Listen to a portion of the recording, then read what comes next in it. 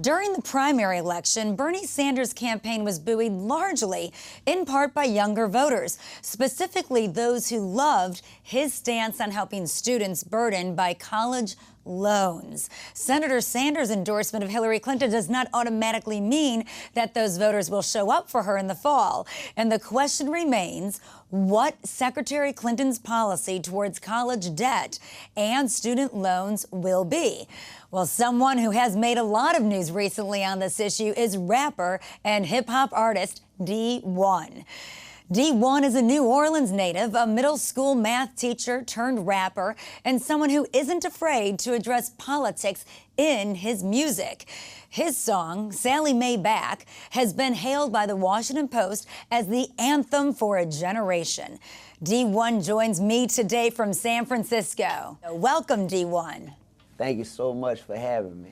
Well, Dee-1, you've seen a lot of great, well-earned success this year with your student loan victory song, Sally Mae Back, and ESPN wants you to create the song for the undefeated. So really, congratulations on such a year. You know, the Washington Post earlier this year said Sally Mae Back might be the anthem for a generation. So what's that? That's your take on the student debt in America. But what does that whole nationalizing of that song as an anthem mean to you? Did you even have that in mind when you wrote it?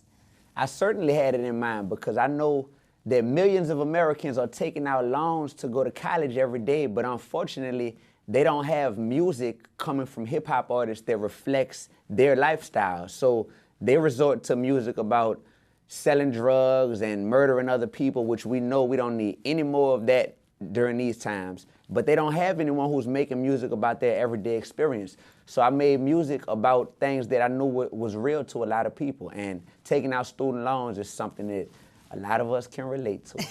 And it's something a lot of us have been hearing about daily in the general election campaign for president, the primary campaign for president here in our country of America. So let me ask you, have you declared or do you support one candidate over the other?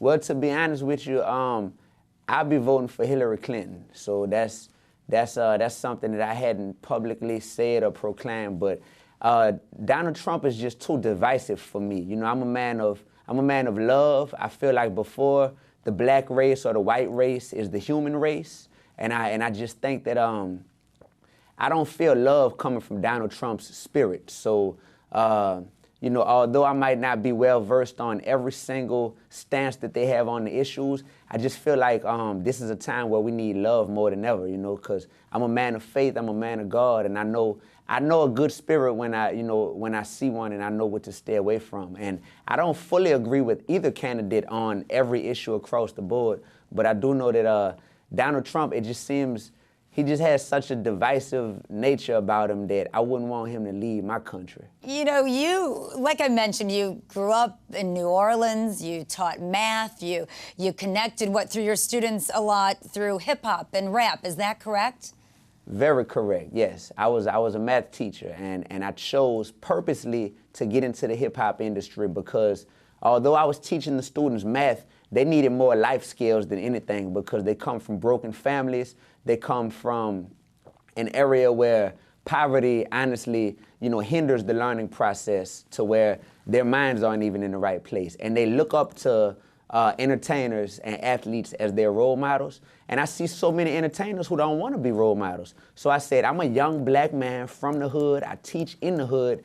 I want to get into the hip hop industry, make a name for myself, and show all of these young men and women that you can be real, be righteous, and be relevant in life.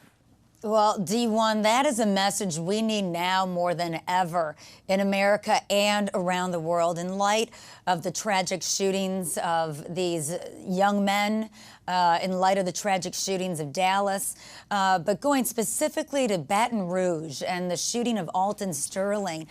You know, you used to sell mixed tapes as you were coming up in the industry. On the site of Alton Sterling's shooting, the S market, how did that news affect you?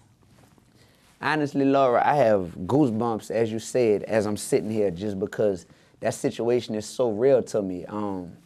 You know, I I attended a rally when I was back in Baton Rouge a few days back, and I just see the spirit of the whole city is shattered right now, and people are so divided. Like I said, we act like it's something we can just sweep under the rug. I see it from all perspectives, honestly. I used to sell mixtapes right there on that corner, and I know that if you don't, like, I don't look at you as a white woman, and hopefully you wouldn't look at me as a black man based on just race. Hopefully we look at one another as members of the human race before anything. And if you respect someone and you love someone because they're a human being, there's certain actions, whether you're a police officer or not, that you just won't partake in. You won't be overly aggressive and use excessive force when it's not necessary if you respect someone equally as a human being. And I know that that's what we're lacking right now. And from a black person's perspective, I would just like to say in a very non-confrontational way that, you know, we're just frustrated that it seems like officers get acquitted or get found innocent every time these type of things happen. And from a police officer's perspective, because my little sister is a police officer, from a police officer's perspective, there's a lot of great cops out there doing a great job, but you have some bad seeds. So why not have the good cops acknowledge that there are some bad seeds? And, you know, we just try to address it from a non-confrontational but direct, you know, standpoint. That's how I feel.